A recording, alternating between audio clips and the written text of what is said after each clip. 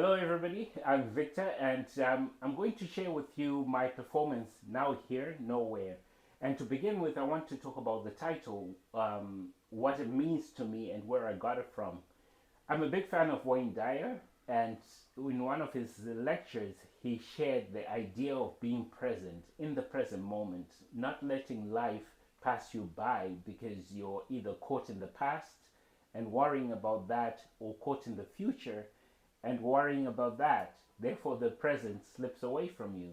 So, being present is so important to life because then you interact with life itself. For example, a full moon. I was listening to Sadhguru this morning, and he said that only fools look for what's important in life. And unfortunately, the life we live now, when we say what's the relevance of something, we mean how can it be used for profit. But life will present you with a full moon, for example. And if you ask me what's the purpose of a full moon, I couldn't give you an answer. But I could give you the beauty and the power it exudes and the gravity of it all when it comes to realizing that you're part of a greater existence is overwhelming. So being in the present moment for me is a real thing. That's something I live by, and I try to impart onto others as I go through life. So that's where part of the title comes from. Now here, where does the nowhere come from? There are two parts to this. The first is that Wayne Dyer did combine the two words now here. If you combine them, you get nowhere, right? We come from nowhere, but not in nothingness. And we return to a nowhere, but not in nothingness also. So, in a sense, the title kind of like talks about life itself. We come whirling out of nothingness. I think that was Tagore who said that, and we return to nothingness. From dust we became, and to dust we shall return. So that's the title of the show. But the second part is what Nina Simone really captured in her song Mississippi Goddam, when she sang, I don't belong here, I don't belong there. I've even stopped believing in prayer. So that song captures the essence of the life in America now, especially for people of color, because we feel we don't belong. We feel we're not wanted in this space. And so what's the point of believing in prayer when you feel like the land in which you inhabit does not embrace you, does not accept you? So that's the title. That's the title of the performance. Now I'll break down the acts and just give you an idea of what I'm aiming for and what I'm hoping to get out of it. I must preempt it by saying when I do a performance, I intend to do it once and it's done, we shelve it, it's over. Why? Because when we get into theater, we lose the essence of capturing the moment. Like I said before, I try to live in the moment. And theater has the beauty of delivering a product that's well polished, which is great because if people came to watch a production, it's best that the actors be well rehearsed and know their lines and deliver them well. But when I do a performance, I aim to capture even the human error within that performance. I intend to capture the status quo, the what's currently happening. The vibe. There's a German word for it. I'm forgetting it now, but that's what I intend to do. So the zeitgeist. That's the word I was looking for. So in Act One, I'm talking about God. Where is God? And I grew up Catholic. I went to a school that forced us, yes, I can say that now, now that I'm out of school, forced us to be in church every Sunday. Now, when you force people to do something, you don't get them to engage fully. But unfortunately, that was the case. And coming from Africa, I fully know the story of us being given the Bible and being told to pray with our eyes closed. And when we opened our eyes, they had the land and we had the Bible. So if you catch my drift, religion is a contentious subject when it comes to my personal history and the history of people who look like me. So the question is, where is God when we see so much suffering?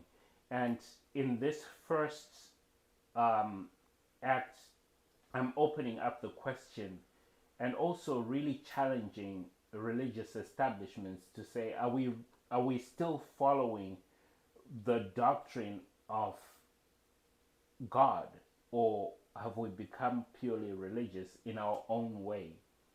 In other words, are we controlling as a means to an end, or are we sharing as a guidance to the infinite intelligence that brought us here, that makes our hearts beat, that gives us inspiration and drives life forward? So that's the first act. And how it happens, as you can see on screen, it's one of my paintings coming through, and this painting is called Dead Democracy. The meaning is in the title right there. And it comes forward slowly coming through. And as I narrate my thoughts over religion, this painting is getting larger and larger on the screen, and then it backs off. And as it's backing off, I get into acts that are associated with religious activity, which is kneeling, hands folded in prayer, and so on and so on. Growing up Catholic, we also received the, I forget what it's called now, the little piece of bread that the pastor gives you in a very ceremonious manner. So this is the first act, and it's very kind of slow, kind of mellow, but there's an overtone, that there's an undertone, an undercurrent, that something else is brewing under there. And you can see that in my acts, because I am doing the acts reluctantly rather than willing myself to them, as you would do serving a higher power. Then we move into Act 2. Act 2 is called I Had a Dream. And this is in reference to Martin Luther King's speech, but it's talking about a dream of a man who was calling out, I cannot breathe. I cannot breathe. And yet a knee knelt harder on his neck. As I share the dream, which will take about 2 to 3 minutes, sharing the dream, I had a dream of a man who shouted out, I cannot breathe. I cannot breathe.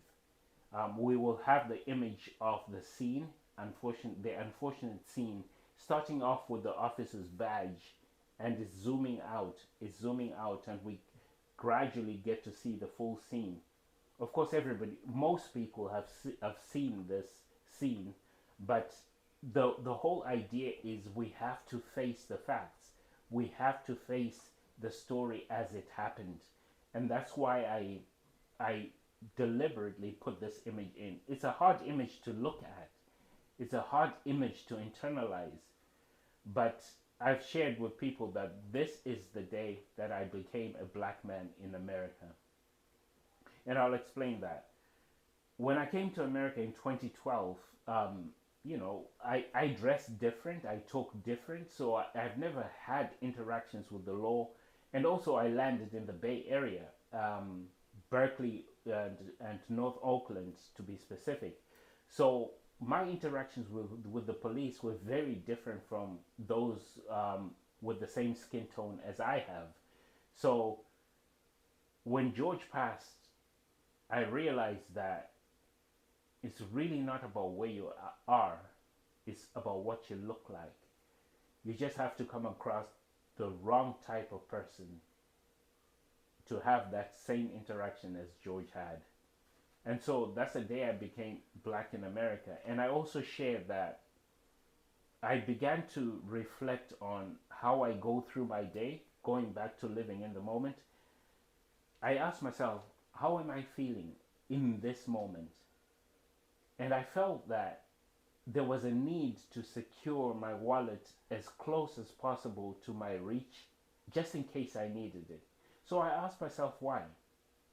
And it occurred to me that the subconscious fear was that if I was stopped by the police, I would need to reach for my wallet as soon as possible to make the interaction as short as possible.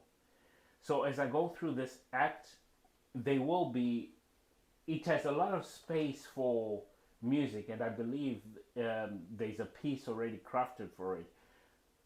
There's a lot of space for background music to filter through in it. And this is my pace. This is the way I talk. This is the way I'll perform, but maybe with just a little bit more energy into it.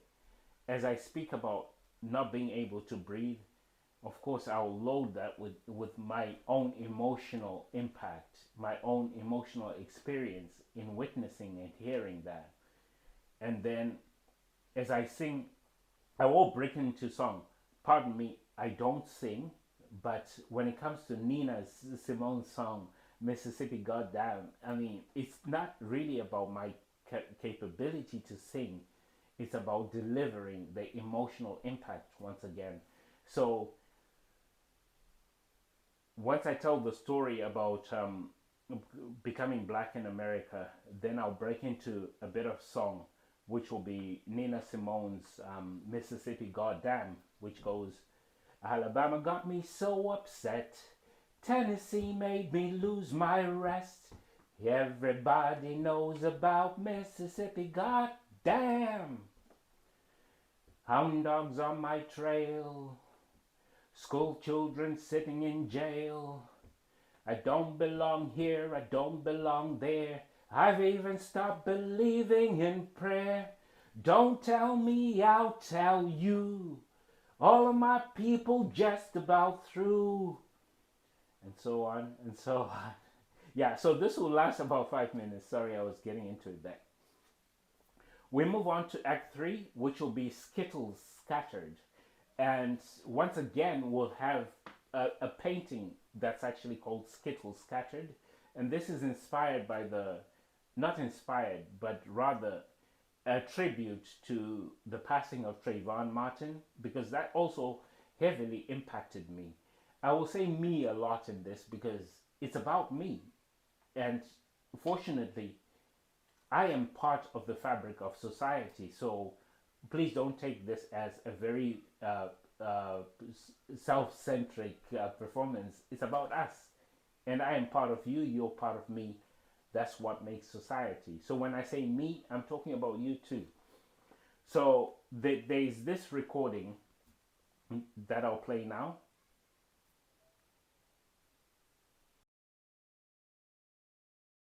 Skittles Scattered.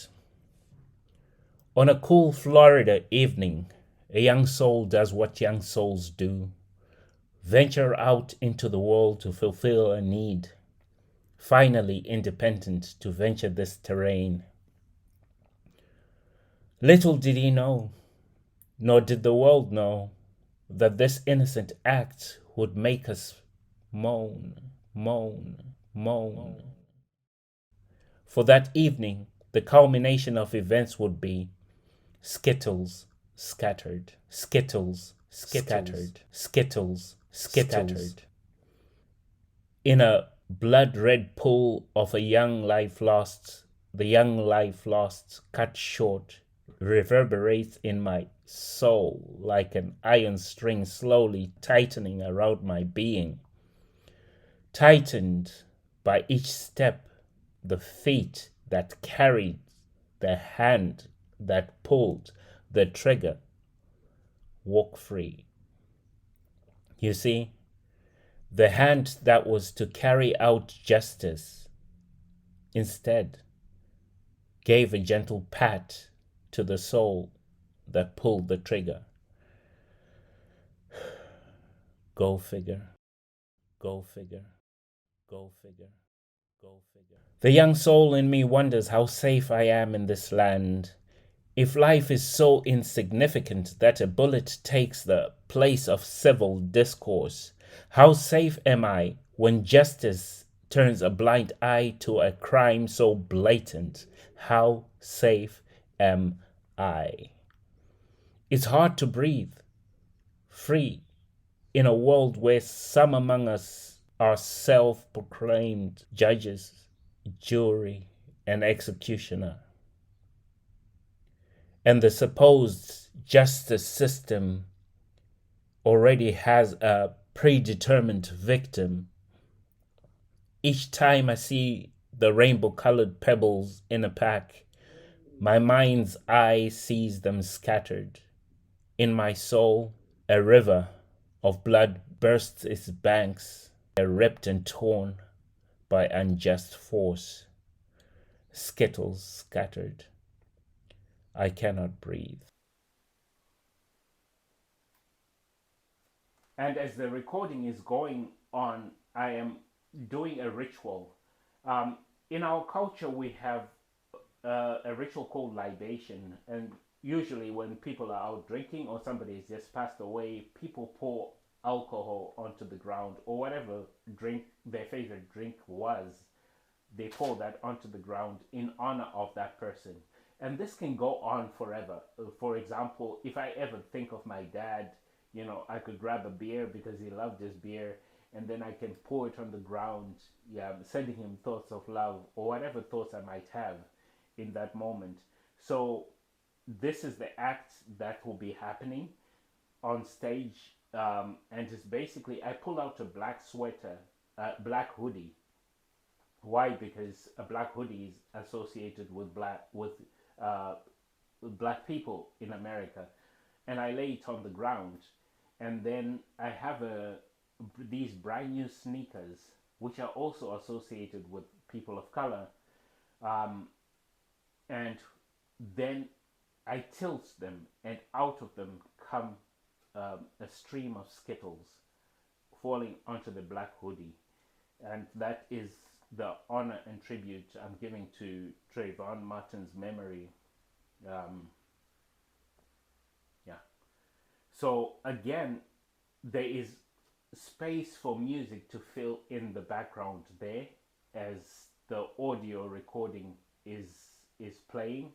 I will send out the audio recording to the musicians separately so that they can listen to it and see what best fits. Again, it's up to the musicians to decide what music should be played along with the performance. So that's that. Act 4 is more on DEIB, which is diversity, equity, inclusion, and belonging. And I'm all for it. I'm all for it. But my catch point was when the big corporations started making it a mandate for companies and organizations to implement DEIB. Why did it become a point of contention for me? Well, because I think Denzel Washington summed it very well. He was asked by a reporter what he thought about the racial tensions in America, and he moves up close to the reporter and he says, "It's up to you and me. You can't legislate love. It's up to you and me. We have to decide how we interact and communicate." And I thought that was so beautifully put, because you can't tell us how to be diverse. You can tell us how to be equitable. You can't tell us how to be equal. You can't tell us how to be inclusive. That's up to us. But mostly, you can't tell us how to belong. You can lay a platform, a space where we can exercise what it means for us to belong, which segues into my next point, because it's all about perspective. Simon Sinek put it beautifully, and he said, inclusion is about perspective. If I'm curious about you, I will inquire. I will ask the whys, the hows, the whats, the whens, the whys, and find out who you are. And if you in turn do the same thing, you find out who I am, and we close the gap of DEIB naturally. So for me, it's more about making assumptions of who I am when you don't know who I am. Just because I look the way I do does not mean that's who I am. Same goes for you. You look the way you do, but I cannot assume that's who you are without knowing you. And how I know you is through being curious, seeking your perspective, integrating your perspective into it. And so, how does this act happen? This one is an interesting one because because it's gonna be more of a narrative, spoken word. It's gonna be open mic type of setting. You know the feeling when a musician, especially a solo musician, goes into a small rant about social issues. That's what it's gonna be like. It's gonna be almost like an intermission from the heavy subjects that we talked about with Trayvon and George Floyd, and also religion. So this is gonna be a mini intermission within there. What I would love the musicians to do in this part is play along, play along.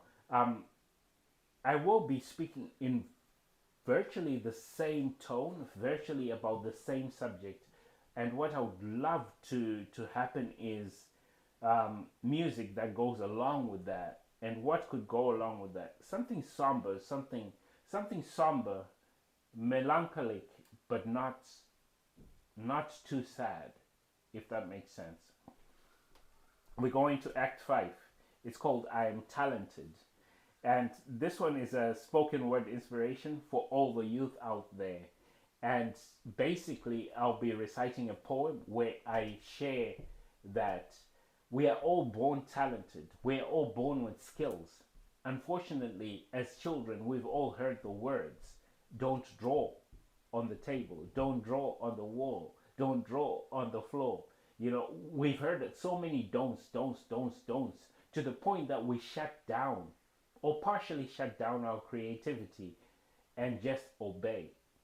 So this is what this section is about, and it celebrates our glory and encourages us to shine in that glory. But in shining in that glory, we have to bring the receipts. In other words, we have to do the work. We have to put in the work so that we can be seen. And within this one, what I'll share is what holds us back. I taught art for about 12 years, and the one thing I heard a lot was, I cannot draw. Or I've been told I cannot draw. Now, if you break that down, somebody told you you cannot draw, and then you believed it. And then you stopped trying. And therefore you manifested the truth of the statement, I cannot draw. But can you not really? It took me an average of about 6 weeks to get a student to begin to draw effectively once they chose to try. So in this section, I will end it by sharing a poem that I wrote in 2007. And I've refused to edit this poem because I love how broken it is. And it's called This Cage Is Me. That someday you will see my face, upon that day my prayer, innocence lost without trace. Another day, no answers, more questions. That someday you will see my face, walk through the paths I walked, and feel the thorn in the flesh a second time. Pain loses definition without pleasure. One without the other is another day. No answers, more questions. That someday you will wipe away the tear from my eye and gently caress my fear. This cage I rattle. This cage that holds me prisoner. Its bars stand unbroken. None have the nerve to set me free, for this deep dark prison in which I've spoken is not theirs, but mine is me. Prisoner I have become to self with none to blame. Habit and character form these formidable walls, upon which none hear my calls, for as an echo it bounces back to me. You see, you see, you see. I grow weary of echoes, for they bear truth, that being this deep dark prison from which I speak is me, None can turn the key and set me free, for I am this deep dark prison. This deep dark prison is me. The cage I rattle, this cage is me. Another day, no answers, more questions. You see? So that's how that one ends. Basically, the premise of it is that we are prisoners of our own device. We become what we believe. I think it was, um, what is his name, who wrote Think and Grow Rich. Napoleon Hill shared that we become what we think about. But he didn't originate that saying. It's actually in the Christian Bible. It's actually in many other religions. As a man thinketh, so shall he be. Of course, the language is rather dated there, but you catch the drift. Then we move on to Act 5, Act 6, sorry. When I feel I belong, I dance. Of course, this is where I break off into a mini dance rather. And I say a mini dance because there's been an update to the program. The actual dance will happen in Act 8, in the closing act, when I have my friends play traditional musical instruments from Zimbabwe, mbira, ngoma, neosho, that is the thumb piano, the drums, and the shakers. So that will happen in there. But for now, what we have is I'll be dancing to Shosholoza, which is from South Africa. And Shosholoza is such a beautiful song because it's not, when I listen to the song Shosholoza, which means hurry up, it means hurry up. And it's about people going off to their workplaces, and they have to hurry up and get onto the train and go work in the sun. So what I love about the song is it's almost like a soul crying out, this universal soul crying out about the pain of struggle. And just the opening of Shosholoza is so beautiful. It's like Shosholoza, Shosholoza mama, hawe sankanas timelas pume South Africa. Hey, oh, hey, oh, hey, oh, oh, hey, South Africa. Ding, ding, ding. Shosholoza. Yeah, something like that. I will practice it more so that I deliver it better. And I'm glad to say the musicians will be backing me up on this, so I have to get my singing in order. But I have to preface it by saying I will only practice one segment of the song. The rest of it will be in dance. Dig, dig, digging in the sun. Man must work for me. Shosholoza mama, dig, dig, digging. Yeah, you get the drift. And then we move on to Act 7, which is a tribute to Louis Armstrong. What a Wonderful World.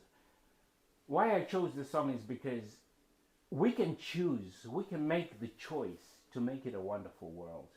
And there's an interview Louis did, not an interview, a commentary he passed on before he performed the song at one point, and he was reenacting talking to a young man, and the young man says, "Oh man, why do you say it's a wonderful world with all these wars going on, with everything that's happening?" And Louis says, "Well, it's up to us. We can decide to make it a wonderful world. We just have to decide to do it." And so I love karaoke, and yeah, I know, but I love to do a Louis impression once in a while because it's a deep voice that really rough and warm and reminds us that it can be a wonderful world. I see trees of green, red roses too. You catch the drift. So I'll do the whole song, and then we will end off with Belonging, and this will be backed by Mbira Zasoko, Solani, my friend, and Kelly, his partner, his wife, will be backing me up there with Kay on Bira also. So that will conclude the performance. So that's the performance in a nutshell. I hope this is helpful, and I look forward to performing. If you're watching this after the performance, then I'm pretty sure we'll have a good time. All right, this is Victor.